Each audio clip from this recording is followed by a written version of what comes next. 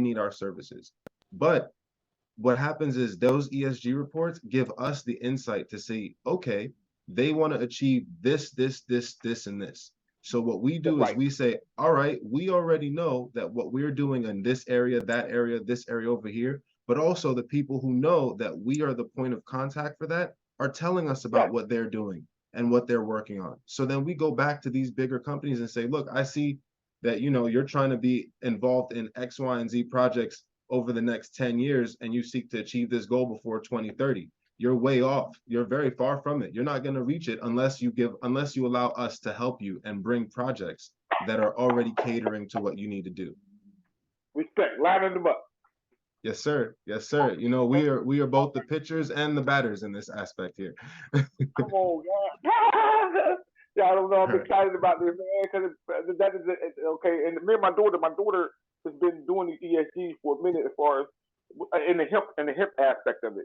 And so I didn't know exactly what it was until I'm starting to understand the investment fund and what's going on. But what again, it's people who are doing the work already in the community.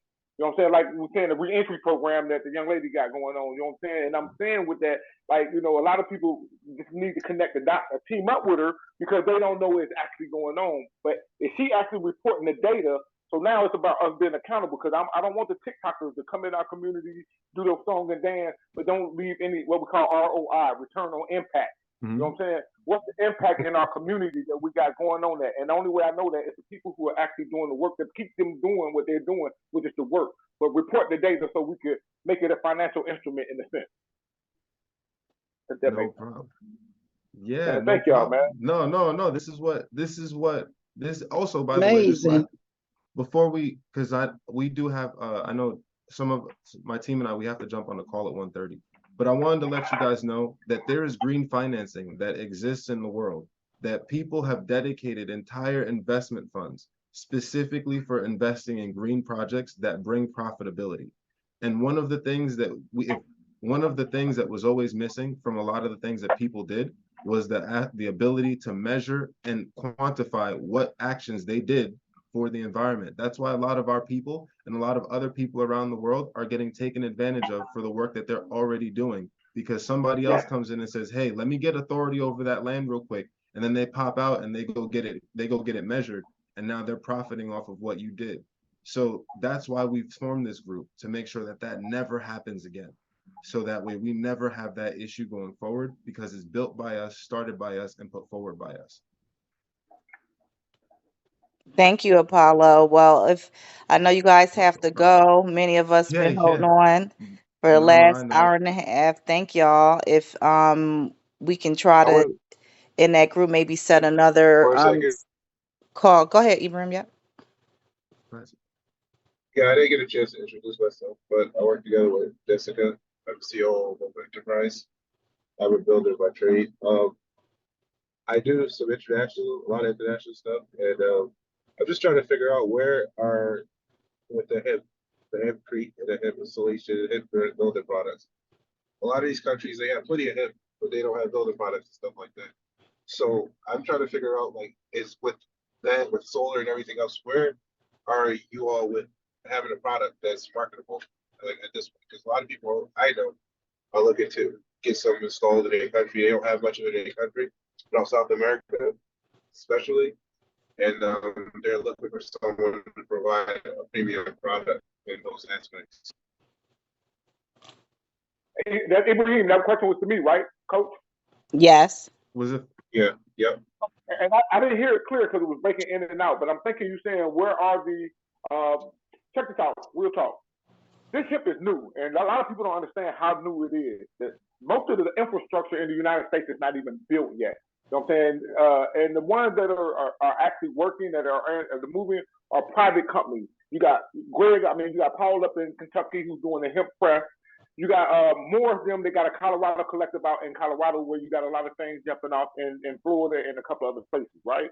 But those are just, those are not things really for us because we, like you said, if we don't build them, we don't have access to them, and they cut us out at any time. So the conversation we were having with Clayton County, I'm telling them it's a machine called a decorticator machine. that's the first machine that you have to say that you're really starting a revolutionary push, because it breaks the plant down to the five raw products that you need to build industries off of. You know what I'm saying? The one we were talking about was just installation. So that's just what they call the herd or the fiber aspect of the plant. You know what I'm saying? And once you get that, most people can throw whatever else is away. But if you got access to like paper printing, if you got access to, you know what I'm saying, like you said, we talk about phytomediation of the land. You know what I'm saying? Or some of these power plants, Georgia Power, they shut down plants because coal became too expensive. Well, you got brothers in Alabama who actually came up with a charcoal who can make the product. You know what I'm saying? But they still got to break the plant down. So who is going to invest into the quarter cake machine that needs to be built to help build this infrastructure that's going to happen regardless in the United States? Is can we put our hands on that part of that investment process to create our own infrastructure for the byproduct that we need for our urban farmers? You know what I'm saying? And that can be built, but we have to do it with them. Because, you got some of the guys who are over in, let it be India, over in Canada, you know what I'm saying, look forward to, they're actually doing the build, and they want to come to Georgia to help build, but, you know what I'm saying, again, we got to find the interest of people who want to invest in that particular area and understand the growth of the potential growth that's happening. And I think you got everybody, because, CO2 sequestering is a big part of this, carbon credit. But a lot of people, it's not a system here. You know what I'm saying? Even if we wanted to do it on a volunteer basis, there is no system here to quantify the data that we're supposed to be able to get by telling them to come into this particular area. Well, guys, You know what I'm saying? Apollo this is his Zoom call and he has to get off at 1:30, but I'll make sure everybody gets connected after this call. Thank y'all so much for being on the call today. I didn't want to disrupt his next meeting because he has to use his Zoom line, okay? Bye, guys.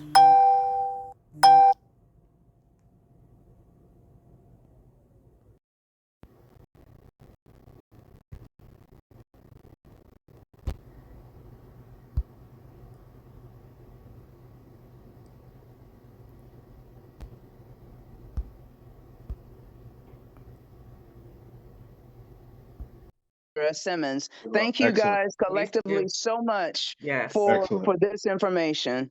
Bye, guys. Thank Thank you guys. Definitely enjoyed it. Take Have a care. good weekend. Y'all too. Take Bye-bye. care. Bye-bye.